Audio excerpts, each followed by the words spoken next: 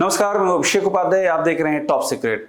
उत्तर प्रदेश की राजनीति में फोन टैपिंग का नया भूचाल दस्तक दे रहा है। फोन टैपिंग, और वो भी किसकी? यूपी के अपने ही डिप्टी सीएम की फोन टैपिंग। और ये मैं क्यों कह रहा हूं? क्योंकि शंकराचार्य से जुड़े मामले में एक बड़ा बयान सामने आ गया है। वो बयान दिया गया था किसी और परिप्रेक्ष्य में, लेकिन उसका जो छिपा हुआ अर्थ है वो बहुत ही ज्यादा भयावह है। मैं आपको पहले कहानी बता दूं, ये फोन टैपिंग की बात क्यों हो रही है। क्योंकि शंकराचार्य के मामले में जो जिस पूरे मामले का जो शिकायत करता है, जो आरोप लगा रहा है, आशुतोष ब्रह्मचारी, आशुतोष पांडे, और जिसके नाम की हिस्ट्री शीट खुली हुई है, हिस्ट्री शीटर के नाम से अखबारों में छप रहा है, उस आशुतोष पांडे ने, उस आशुतोष ब्रह्मचारी ने यह आरोप लगाया है कि एक डिप्टी सीएम ने शंकराचार्य को फोन किया और फोन पर यह कहा कि मैं आ रहा हूं, धरना मेरे आने के बाद खत्म कीजिएगा और पानी मैं ही पिलाऊंगा। उकसाया धरना देने के लिए सरकार के खिलाफ। और ये भी कहा है कि हटाने, सत्ता को उखाड़ फेंकने की साजिश चल रही है। अब जैसे ये बयान दिया, बहुत सारे कैमरे थे, वहीं से ये बात चर्चा में आ गई कि इस हिस्ट्री शीटर आशुतोष ब्रह्मचारी उर्फ आशुतोष पांडे, हिस्ट्री शीटर शब्द जो है ये मीडिया के रिपोर्ट्स में छपा हुआ है। इस कदर मामले दर्ज हैं आशुतोष ब्रह्मचारी के खिलाफ। आखिर उसको कैसे ये मालूम पड़ गया कि डिप्टी सीएम ने शंकराचार्य को फोन किया था? उसे कैसे पता चल गया फोन पे क्या कहा था? ये तो दो लोगों की अगर ये बातचीत थी कि नहीं, कोई ऑथेंटिक प्रूफ नहीं आया। लेकिन जैसा क्लेम कर रहा है आशुतोष ब्रह्मचारी कि डिप्टी सीएम ने फोन किया शंकराचार्य को और ऐसी बातें कही गवर्नमेंट के खिलाफ, और शंकराचार्य के धरने को एक तरह से यह कहा गया कि स्पॉन्सर कर रहे थे डिप्टी सीएम। ये बातें आशुतोष ब्रह्मचारी तक किसने बताई? सवाल उठता है, क्या पुलिस फोन सुन रही है केशव मौर्य या ब्रजेश पाठक का? क्या उनके फोन टैप किए जा रहे हैं? क्या उनके फोन का कंटेंट मॉनिटर करके आगे सेलेक्टिव तरीके से बढ़ाया जा रहा है?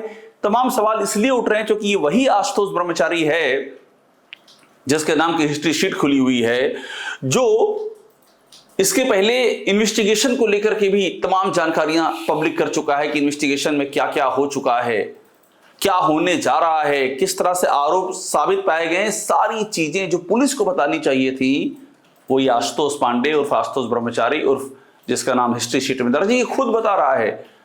तो क्या ये इन्वेस्टिगेशन कंप्रोमाइज है? क्या पुलिस या कोई बड़ी और भी महत्वपूर्ण स्पेसिफिक एजेंसी है जो ये सारी इंफॉर्मेशन आशुतोष ब्रह्मचारी को सर्कुलेट कर रही है?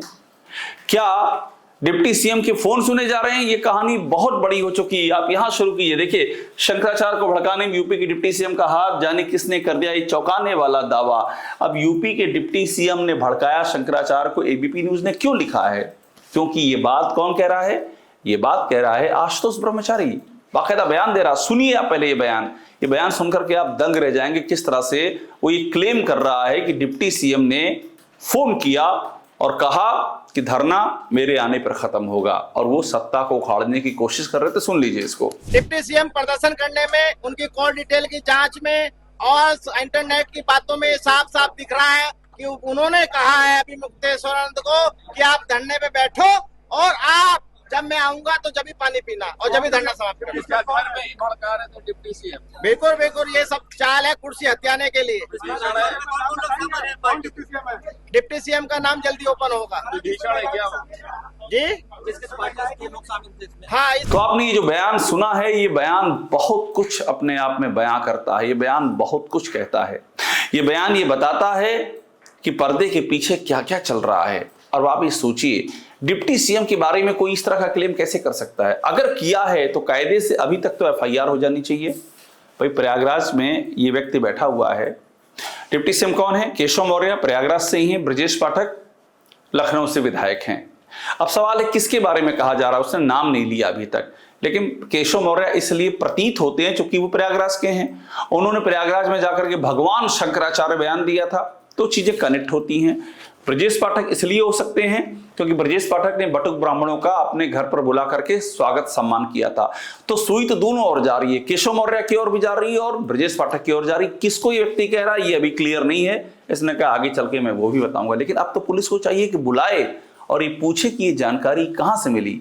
और अगर पुलिस नहीं पूछ सकती है, अगर जिस तरह की बातें लग रही हैं, चूंकि ये कोई एजेंसी ही देगी, ये फोन रिकॉर्डिंग का काम कोई प्राइवेट एजेंसी नहीं कर सकती। अब देखिए कहानी क्या है, इसके आगे मैं आपको दिखाता हूं कैसे ये जो व्यक्ति है जो इस तरह की बातें कर रहा है, इसके पहले और क्या कर चुका है। देखिए ये प्रेस विज्ञप्ति है, ये प्रेस विज्ञप्ति जारी की है अपने व्हाट्सएप ग्रुप में आशुतोष ब्रह्मचारी महाराज जी लिखा हुआ, और इसमें हमने ये स्टोरी भी की थी। इसमें ये क्या कहा जा रहा है, कहा जा रहा है 24 फरवरी 2026 का मामला है कि फर्जी शंकराचार्य के रूप में चर्चित अविश्वासन संबंधित प्रकरण में 3 दिनों से विवेचना टीम द्वारा गहन जांच की कार्रवाई की जा रही थी। ये कौन बता रहा है, ये वो व्यक्ति बता रहा है जो शिकायत, एक पार्टी है वो बता रहा है 3 दिन से विवेचना चल रही है, गहन विवेचना चल रही है। फिर क्या कह रहा है, पर्याप्त साक्ष्य संकलित करके महत्वपूर्ण चरण तक पूरा कर लिया गया। ये बात तो पुलिस को बतानी चाहिए, विवेचना हो चुकी है, साक्ष्य संकलन हो चुका है। ये आशुतोष ब्रह्मचारी क्यों बता रहा है, कौन ये सूचनाएं पास कर रहा है उस तक। ये स्टेट और आशुतोष ब्रह्मचारी आपस में मिले हुए शंकराचार्य के खिलाफ क्या, ये बड़ा सवाल उठ रहा है। अब यहां तक तो फिर भी गनीमत है। अगला जो वाक्य शब्द है आप सुनेंगे तो आप दंग रह जाएंगे, पैरों तले जमीन खिसक जाएगी। व्हाट्सएप ग्रुप में लिखता है आशुतोष ब्रह्मचारी की हमने विवेचना टीम के साथ रह करके, he was with the investigation team, उनके साथ में था, जो क्लेम इसमें किया जा रहा है। और तथ्यात्मक एवं तकनीकी साक्ष्यों, डिजिटल रिकॉर्ड, कॉल डिटेल, दस्तावेजी प्रमाण, इनका संकलन में सहयोग किया है मैंने। मतलब डिजिटल रिकॉर्ड, कॉल डिटेल के संकलन में सहयोग कर रहा है, ये खुद क्लेम कर रहा है।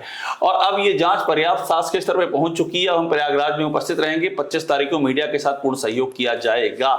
ये सब बातें कैसे लिखी जा रही हैं, और इसके बाद ये कहा जाता है कि डिप्टी सीएम ने ऐसा कहा, फोन पे मुझे पता है। यानी कि फोन टैप हो रहा है। इस बातों से तो यही लग रहा है कोई सुन रहा है, कौन ये काम कर रहा है। और मैं आपको बताऊं, फोन टैप का मामला यूपी में ऐसा नहीं कि कोई नया मामला है। ये देखिए, ये आरोप लगते रहे हैं। अखिलेश यादव, वक्त है 2021 दिसंबर 20, लिखते हैं गवर्नमेंट टैपिंग फोन्स, अनुपयोगी CM listen to calls, Akhilesh Yadav. यानी गवर्नमेंट फोन टैप कर रही है अखिलेश यादव 2021, योगी आदित्यनाथ के पहले टेन्योर में ये बात कहते हैं। और उसके बाद ऐसा नहीं होता है कि पहली बार ही कह के खत्म कर दें। अखिलेश यादव फिर ये बात कहते हैं, देखिए 2021 में अखिलेश यादव ने कहा, और उसके बाद अखिलेश यादव ने 2023 में कहा, नवंबर में। अखिलेश यादव का भाजपा सरकार पर गंभीर आरोप, मेरे फोन टैप करवाकर जासूसी कराने की कोशिश कर सरकार। यानी कि योगी आदित्यनाथ की सरकार पार्ट 1 में कहा, पार्ट 2 में भी कहा कि मेरा फोन टैप किया जा रहा है। अब देखिए यहां पर एक बार फिर से देखिए क्या कह रहा है ये आशुतोष ब्रह्मचारी, जिसकी हिस्ट्री शीट खुली हुई है। एक डिप्टी सीएम का आया था अविश्वासानंद को फोन, बोले थे जब मैं आऊं पानी पिलाऊं तब खत्म करना धरना। ये कैसे पता है इस व्यक्ति को, डिप्टी सीएम का फोन की डिटेल इसके पास कैसे आई, कौन टैपिंग कर रहा है फोन की उत्तर प्रदेश में। और अभी तक इस बयान के सामने आने के बाद अभी तक प्रयागराज पुलिस ने क्यों नहीं बुला करके पूछताछ की। किसके बारे में बात कर रहा है, डोनाल्ड ट्रंप के बारे में बात कर रहा है, रूस के राष्ट्रपति पुतिन के बारे में बात कर रहा है, शाहरुख खान के बारे में बात कर रहा है, ये अपने ही प्रदेश के डिप्टी सीएम की बात कर रहा है। और इसमें सीधा सा प्रथम दृष्टया लगता है कि स्टेट पर सवाल उठाए जा रहे हैं कि बताओ ये फोन रिकॉर्डिंग की बात कैसे इस तक पहुंची, अब तक तो पूछताछ करनी चाहिए। और अगर ऐसी कोई इलीगल रिकॉर्डिंग हुई है, क्योंकि फोन रिकॉर्डिंग ऐसे नहीं हो सकती है, अगर ब्रजेश पाठक और केशव मौर्य की ऐसी इलीगल रिकॉर्डिंग हुई तो तत्काल तो एक बड़ा पूरी इन्वेस्टिगेशन लॉन्च होना चाहिए, सीबीआई जांच होनी चाहिए। और इस व्यक्ति पर अगर ये झूठ है, सच है, दोनों ही स्थितियों में एफआईआर होनी चाहिए। तो आप पार्टी है फोन टैपिंग में, जो बातें दिख रही हैं इसमें। अब देखिए, मैंने आपसे कहा कि ये फोन टैपिंग इतना आसान नहीं होता है। ये देखिए, इसका मैं आपको एक रिपोर्ट दिखा रहा हूं। राज्य सरकार और केंद्र दोनों ही भारतीय टेलीग्राफिक अधिनियम 1885 की धारा 5(2) के तहत फोन टैप करने का अधिकार है। हाँ, टैप करने का अधिकार होता है, लेकिन फोन टैप उसी शर्त पे होते हैं जब जांच की आवश्यकता होती है। क्या दोनों डिप्टी सीएम की जांच हो रही है? क्या केशव मौर्य ब्रजेश पाठक की जांच हो रही है? पहला बड़ा सवाल। न्यायिक प्रक्रिया की प्राधिकरण या एजेंसी उस व्यक्ति की बातचीत रिकॉर्ड करती है जो संदेह के दायरे में है। क्या ब्रजेश पाठक और केशव मौर्य संदेह के दायरे में? क्या लिखा पढ़त में ऐसा कुछ है? कैसे ये बात वो व्यक्ति कह रहा है जो इस मामले में पार्टी है और सरकार खंडन नहीं कर रही है, पुलिस अभी तक आकर के कोई इंटरवेंशन नहीं कर रही है।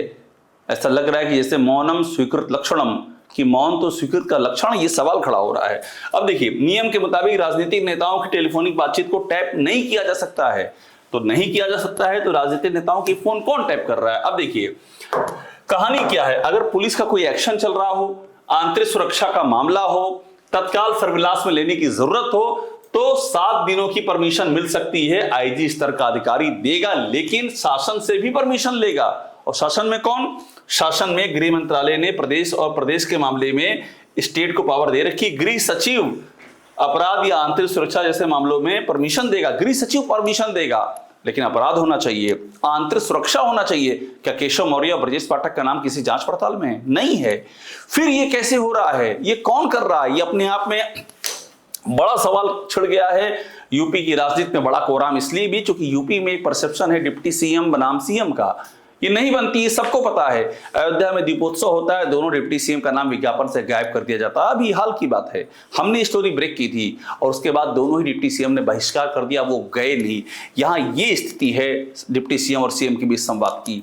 डिप्टी सीएम के विभाग में उनकी नहीं चलती, वो ट्रांसफर नहीं कर पाते। ये स्थिति है उत्तर प्रदेश में कामकाज की। चरित्र हनन बाकायदा कहीं से कहीं का होता है, कहीं से कहीं तार जाते हैं। ये स्थिति है उत्तर प्रदेश की। आपस में रिश्ते सहज नहीं है, ये किसको नहीं पता है। अभी योगी आदित्यनाथ विदेश के दौरे पर, केशव मौर्य भी विदेश के दौरे पर, लेकिन सारी कवरेज सूचना विभाग योगी आदित्यनाथ की कर रहा है। केशव मौर्य गए हैं जर्मनी, आप पूछ लीजिए तो शायद लोग बता ना पाए कि वो जर्मनी गए, क्योंकि कोई कवरेज ही नहीं है। पूरी स्टेट मशीनरी लगी है योगी आदित्यनाथ की जय जयकार और कवरेज करने में। सूचना विभाग योगी आदित्यनाथ के लिए काम कर रहा है, केशव मौर्य के खिलाफ काम कर रहा है, ऐसा लग रहा है। क्योंकि आप अपने डिप्टी सीएम का प्रचार प्रसार नहीं कर रहे हैं। क्यों नहीं कर रहे हैं आप? ये कैसा इंटरनल वॉर है, सिविल वॉर है, गृह युद्ध है, क्या चल रहा है यूपी में? तो एक बहुत बड़ा सवाल खड़ा हो गया है इस पूरे मामले से। और ये मामला बताता है कि इसमें एक बड़ी जांच ऑर्डर होनी चाहिए।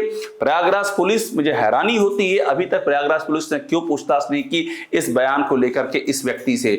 और ये वही व्यक्ति है जिसकी तस्वीरें आ चुकी हैं प्रयागराज के additional police commissioner Ajay Pal Sharma के साथ में। तस्वीरें आ चुकी हैं, केक खिलाते हुए तस्वीरें, शंकराचार्य ने तस्वीरें जारी की हैं। तो वही कहानी है कि मेरा कातिल ही मेरा मुंसिफ है, क्या मेरे हक में फैसला देगा। जिसे इंसाफ करना है वो तो आरोप लग रहा है कि वो तो एक पार्टी के साथ में खड़ा हुआ है, ये आरोप लग रहे हैं। और इस आरोप पर प्रयागराज पुलिस ने अभी तक अपना पक्ष नहीं रखा है। सामने आना चाहिए कमिश्नर को, वहां के यूपी के डीजीपी को बात करनी चाहिए, और अगर कोई ऐसा पार्टी है तो एक्शन लेके हटाना चाहिए। आप डेमोक्रेसी में कुछ तो मानक रखेंगे कि पारदर्शिता बनी रहे, कि निष्पक्षता बनी रहे, कि लोगों का भरोसा बना रहे, या सब कुछ ध्वस्त हो जाएगा। सबसे बड़ा सवाल यही हो, जो अपने डिप्टी सीएम ही संदेह के दायरे में आ जाएं तो सरकार में फिर और क्या शेष होगा, आप सहज कल्पना कर सकते हैं। टॉप सीक्रेट देखते रहिए, लाइक कीजिए, इसे सब्सक्राइब जरूर कर लीजिएगा। आपको वो सारी खबरें यहां मिलेगी जो आपको और कहीं नहीं मिलेंगी, सिर्फ यहीं मिलेंगी।